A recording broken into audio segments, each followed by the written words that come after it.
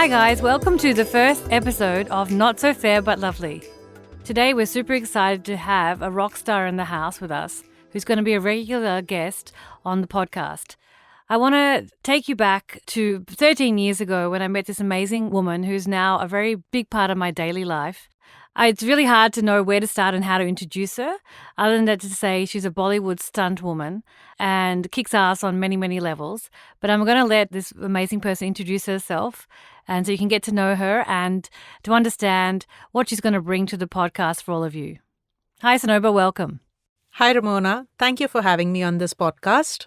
Super excited. So obviously we go way back, and you were my personal trainer and took a lot of joy in kicking my ass on many occasions, as we know. Best part, I was also paid for it. Very true, very true. So just let you know, you're not being paid for this podcast until I start making some money. But you could tell everyone a little bit about yourself, about your background, where you started off in life, and how you find yourself today as being one of the most well-known Bollywood stunt artists. Well, I started my life as a stunt woman, and I started performing stunts from the age of 15. And since then, there was no turning back. I really enjoyed every ounce of being on the film set, be it from seeing the lightings to doing my stunts to performing, all of it. I love the whole idea of it. How does one get into this? Like, you don't just wake up one morning and say, I want to be a stunt artist. Like, how do you actually get into this industry? Well, fitness plays a major role for being a stunt artist. I was a black belt in karate by the age of 12 when I actually started my ads and stuffs like that. And I was selected via an audition for Aishwarya Rai at the age of 12. Wow. Because my height and body really matched with her. It was a win-win situation for all, and I could do a couple of flips, and I was not afraid of the height and stuffs like that. So gymnastics and karate, being a black belt in karate. So that again started with my parents having an open mind of putting me in martial art classes whilst I was very young in school. Fantastic. So because they did that and I had that background is where I got selected for that audition. And that audition changed my life because it opened a plethora of options for me into making me realize what my skills are and how fitness is an integral part of my daily routine. It became an unconscious part of my life. And the day I really needed it the most whilst I was performing my stunt, bam, it was right there. I didn't have to kind of prep myself for it. I was already there. Fantastic. And obviously, over the years, you must have done a lot of other study and other courses. And tell me, where you find yourself today. Tell me, what has been the most rewarding part of the work that you do? Well, from stunts, as I grew, I also wanted to understand fitness even deeper because it played a major role in my safety and it played a major role in my performance. Okay. So that is where I educated myself and I became an exercise physiologist and a nutritionist from ACSM, American College of Sports Medicine. And that is where I completed my degree. I understood fitness because that was something that apart from doing stunts, I couldn't see myself doing anything else. But if I had to think, what would I do apart from doing stunts? It would be fitness because that played a major role in my life. So that is where I got further educated in it. I educated myself deeply in it so that I could understand and help myself better. And as I completed it, I started training people. I think you were one of the first people also that I started training. I mean, I don't even know how we connected, but I just remember that you were the first person I felt comfortable with. Yes. And, I love the fact that you had a holistic approach to fitness, and it wasn't just about working out. It was actually about nurturing your body from the inside and the outside, and combining that with eating right at the at the right food. Absolutely. And that's one thing that obviously we connected on a lot. And over the years, I've introduced you to I think every member of my family. Yes. And everyone at some point has worked out with you. And I want to understand, look, obviously the reason I've got you on here is because you're so experienced, and I feel that there's a lot of things that you have taught me over the years that I have brought into my daily life, whether it's a simple thing as getting up and drinking warm water or, how to start my day. And I just want to understand, like for you personally, what are your non-negotiables? Like what do you do on a daily basis that, have really become a part of who you are?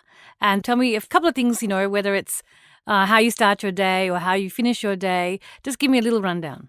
So, breakfast is one of the most important meals of the day. Mm-hmm. And that's again a non negotiable option for me. Yeah. It's just not an option to negotiate on my breakfast. Mm-hmm. So, that is one thing I take it very seriously. And post that, the second thing that I would take very seriously, no matters which part of the world I am. I've kind of traveled half the world and I know how shoots are. And when you're traveling and you're so, sometimes you're on vacation or sometimes you're traveling for work. Absolutely. But irrespective of whatever it is, your body should not kind of be put off or be on a back burner. It shouldn't be. So for me, the second golden rule, apart from having breakfast and good breakfast, easy, quick, good breakfast, and second golden rule would be workout, a 10-minute workout that I dedicate to myself.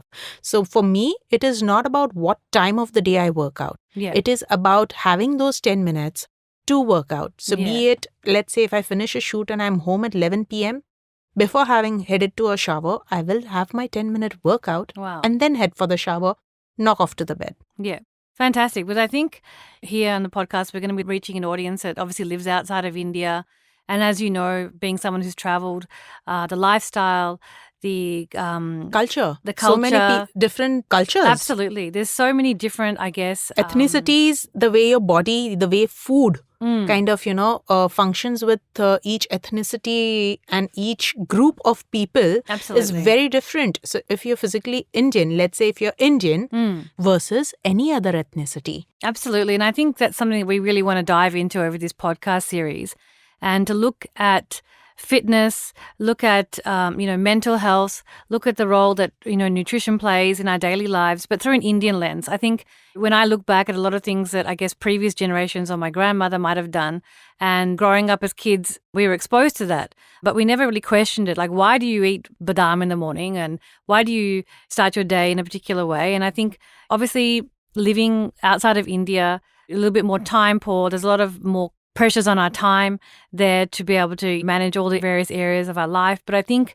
what I would love to bring through your eyes is how can we incorporate some of these practices, whether it be yoga, breathing, things that can really help us in our daily lives, but make them practical and realistic so that it's not something that we have to really, carve out hours for to go into deep meditation, but we can do a simple breathing exercise that might benefit us every day for like 5 minutes. I think that kind of stuff. Do you think that's achievable? Yes, absolutely. In fact, as I said, since my golden rule is the 10-minute workout, somebody's golden rule can just be 5 minutes of breath work and 5 minutes of yoga. Yeah, fantastic. Because I think the Western world has embraced yoga in such a way. But what I feel is that, I actually grew up, my dad would make us do yoga in the morning, and I didn't know what it was then. I was just thinking my dad's torturing me. But I remember at 6 o'clock in the morning, he'd make us, with our eyes half closed, we'd be doing the bridge and all sort of poses. And I remember cursing him, thinking I just want to lie in bed. And he never told me why I was doing it, other than that I just had to do it. So I would love to be able to bring some of those practices to, a variety of people or a variety of ages, and for them to really understand the benefit in keeping ourselves active and our bodies moving. I mean, in India, I think the lifestyle is a little bit more sedentary. To overseas, you don't have a choice. You have to go and get your groceries and do daily routines that make you more active. But I think with the technology, and as you would know, more and more so kids are getting less active. And I think it's really important that we bring that to a variety of people. Absolutely. In fact, the first step to this is awareness. People need to understand how a simple 5-minute breath work can help them. They need to understand that. So first key is awareness, and what you're doing via this podcast is one of the best things. Let's raise some awareness towards understanding each factor, because only if you understand it is where it becomes more sustainable and you would want to dedicate your time to it. Wow, that's amazing. Thank you so much for coming here today and just for chatting us through some of the amazing topics we're going to be diving into. I'm super excited to kind of explore all this work with you, and I look forward to chatting with you again soon.